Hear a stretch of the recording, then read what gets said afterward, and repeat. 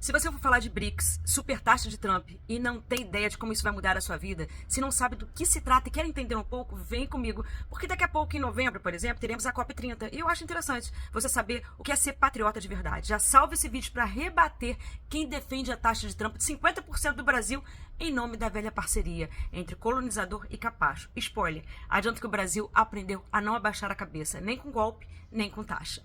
Vamos de BRICS para quem não sabe nada. No meio do vídeo eu vou fazendo um paralelo com as taxas de Trump, ok? Daí você termina o vídeo mega atualizado sobre soberania nacional. E se eu te dissesse que o BRICS já está ajudando brasileiros hoje, aqui, agora, e que você talvez nem saiba? Que tal saber, hein? A ideia do BRICS é simples. Imagina que o mundo seja uma grande feira. Nessa feira tem barracas grandes, com frutas lindas que a gente, óbvio, quer comprar. Mas quem comanda essas barracas? Os países ricos, Estados Unidos, Inglaterra, França, Alemanha, Japão. Eles vendem, compram, definem o preço dessas frutas boas, controlam uma balança ou troco e ainda decidem quem pode ou não montar uma barraquinha nova.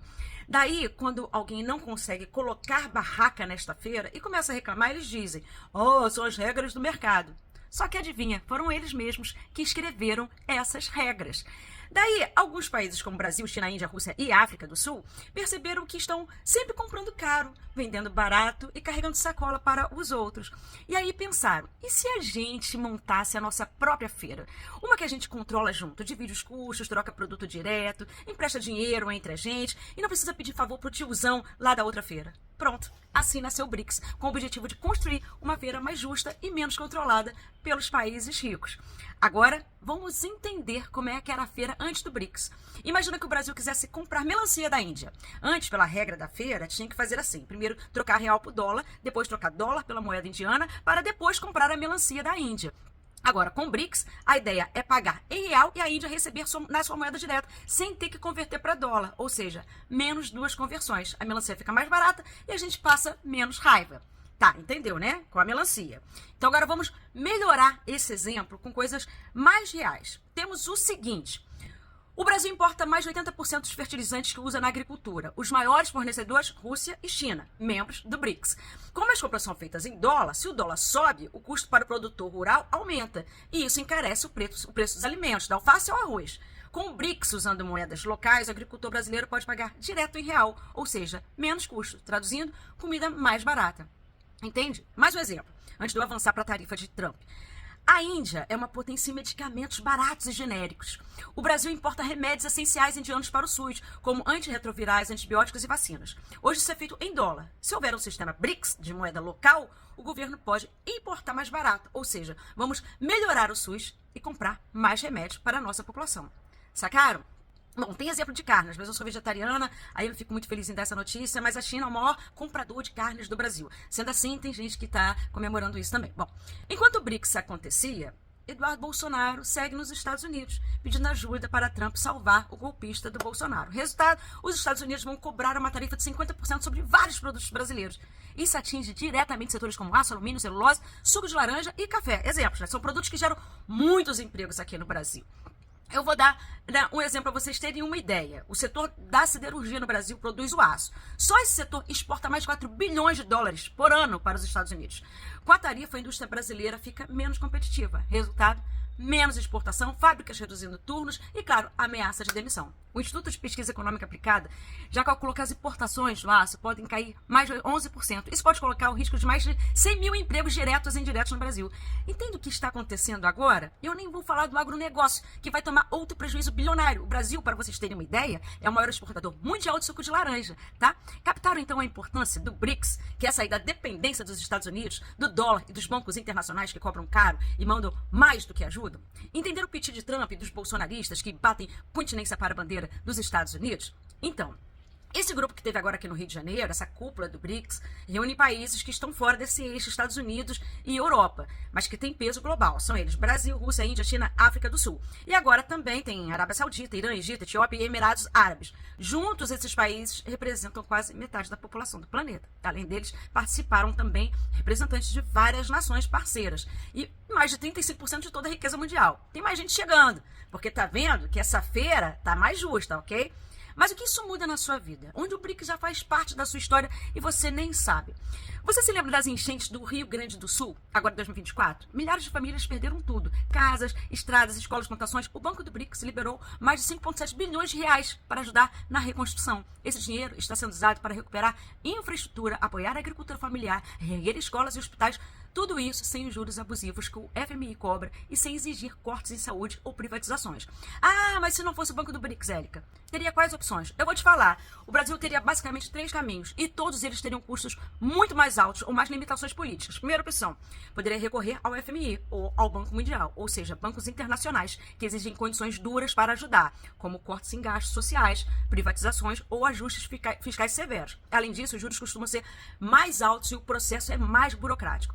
Ah, mas isso nunca aconteceu. Aconteceu sim nos anos 90, quando muitos aqui nem tinham nascido. O Brasil recorreu ao FMI, vieram exigências de corte de orçamento e reformas neoliberais. Isso sufocou os estados e prejudicou muitos serviços públicos. Ah, mas Érica, a gente não pode pedir emprestado ao mercado financeiro interno?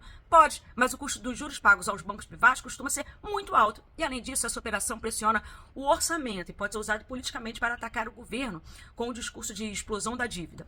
Ah, mas Érica, os deputados não podem ajudar com emendas? Pode, mas isso vai depender de quê? Do Congresso Nacional. Esse caminho é lento, sujeito a chantagens políticas às vezes e, em geral, não libera recursos de forma suficiente. Enfim, gente linda, não fizemos nada disso, já que o Brasil é membro deste trem e a Dilma rainha do Sul global. Conseguimos ajuda para o Rio Grande do Sul com condições justas e juros baixos, sem exigir cortes sociais ou privatizações. Foi rápido, via bancos públicos nacionais, como o BNDES e o Banco do Brasil.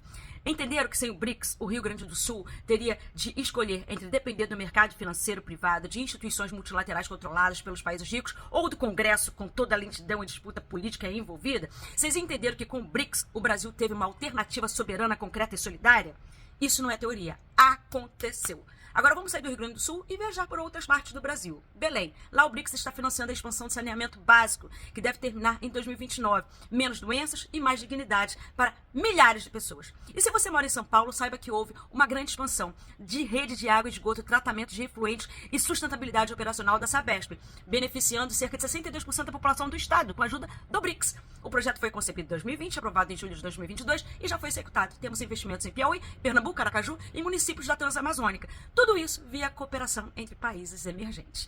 Até julho de 2025, o banco aprovou 29 projetos no Brasil, com um total de 6,3 a 7 bilhões de dólares em financiamentos aprovados, dos quais já foram desembolsados em torno de 22 bilhões de reais. Projetos que envolvem energia renovável, tratamento de água e esgoto e mobilidade urbana. E tem mais uma parada. Com o apoio do BRICS, bancos públicos brasileiros, como o BNDES e o Banco do Brasil, estão ampliando crédito para infraestrutura em áreas rurais, apoio à agricultura familiar e produção sustentável.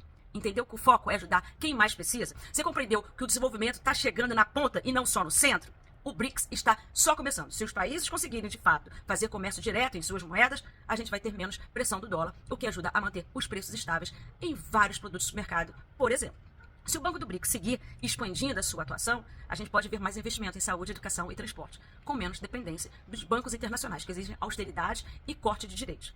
Então, se você entendeu que o BRICS surgiu porque vários países estavam cansados de serem tratados como coadjuvantes no mundo e que queriam parar de pagar imposto até no troco e vislumbrar a possibilidade de ajudar uns aos outros sem fazer o povo sofrer e ter voz nas decisões globais, você captou muita coisa. É claro que nessa feira que criamos entre nós, tem feirantes que a gente não vai muito com a cara, né? Que a gente discorda umas coisas que um ou outro falam, né? Não concordamos como um lá administra a barraca dele, mas é do jogo, né? E na dor a gente se entende. Resumindo, o BRICS já está ajudando e pode ajudar muito mais. Você pode não ver isso todo dia na televisão, mas os recursos que chegam aos estados, os projetos de saneamento, os investimentos em energia limpa, muita coisa já tem a digital do BRICS. Não é só reunião com autoridades e nada acontece, não é isso não, já está acontecendo. Enquanto o Brasil, com Lula no comando, defende a nossa soberania, atrai investimentos, fortalece o BRICS e tenta proteger os empregos daqui, os ditos patriotas podem gerar em outros setores um desemprego histórico. E quanto mais a gente entende esse movimento, mais força temos para exigir que o BRICS sirva ao povo e Bolsonaro vá para a cadeia. Entenderam mais ou menos?